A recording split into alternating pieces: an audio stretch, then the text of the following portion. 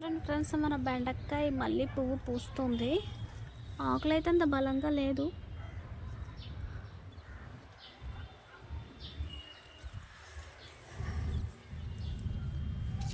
చూడండి ఫ్రెండ్స్, మన మొరం ఎంత పెద్దదైందో వర్షాలకి. అసలు నేనైతే ఇది చనిపోతుందని అనుకున్నాను. చిన్ని కొమ్మే మిగిలింది కదా, సో వర్షాలకి బాగా బతికి ఇంత పెద్దగా అయింది. ఇది చూస్తుంటే చాలా హ్యాపీగా ఉంది. దీన్ని నాకు కొంచెం రొంపగా ఉంది ఫ్రెండ్స్, కొంచెం వాయిస్ బాగాలేదు. ఏంటి ఇలా మాట్లాడుతుంది అని అనుకోకండి. చూసారా ఎంత అందంగా ఉందో మన మొరం.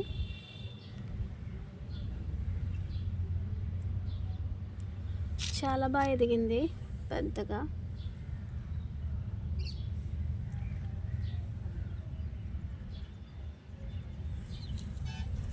అండ్ మన బ్రింగరాజ్ వచ్చింది, బట్ చూసారా ఆకంతా ముడతగా వచ్చింది. ఇందులో తులసి మొక్క మొలిచింది ఫ్రెండ్స్.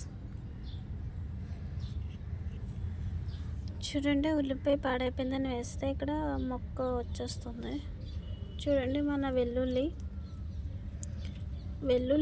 2 వచ్చినాయి, బట్ వెల్లుల్లిపాయలు ఊరుతా లేదో నాకు తెలీదు. ఏదో జస్ట్ అలా గుచ్చాను, మొక్క వస్తుందో లేదో అని వచ్చినాయి. అండ్ ఇక్కడ చూసారా, పచ్చిమిర్చి పూత రావడానికి రెడీగా ఉంది. అండ్ ఇక్కడ చూడండి, జామ మొక్కలు ఒక్క దిక్కునే బుజ్జిగా వచ్చేసాయి. ఇక్కడ ఒకటి ఉంది. అండ్ చూడండి, ఇక్కడ 2 ఉన్నాయి. అవిగో మళ్ళీ అక్కడ ఒకటి ఉంది. ఇవన్నీ జామ మొక్కలే. మన తోటకూర వేసాను కానీ అసలు చూసారా ఎంత చిరాగ్గా ఉందో. మొత్తం అంతా పాడైపోయినట్టే ఉంటుంది. ఇది ఆకు ఎదగట్లేదు, మొక్కలు వచ్చినాయి కానీ ఎదగకుండా ముదురుగా పండిపోయినట్టు అయిపోతున్నాయి ఇవి. చూడండి, అప్పుడే విత్తనాలు వచ్చేసినాయి. ఇక్కడ విత్తనాలు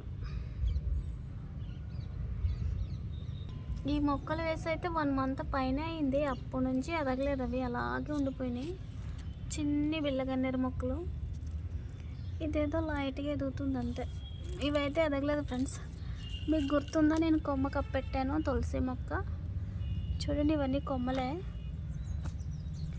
అన్నీ పోయాయి, బట్ ఈ ఒక్క కొమ్మ బతికింది ఫ్రెండ్స్. ఇందులో చూడండి, మీకు మొదలు చూపిస్తాను. ఇదిగో ఇదొక కొమ్మ చనిపోయింది కదా, ఇదిగో ఈ కొమ్మ మొత్తం బతికింది.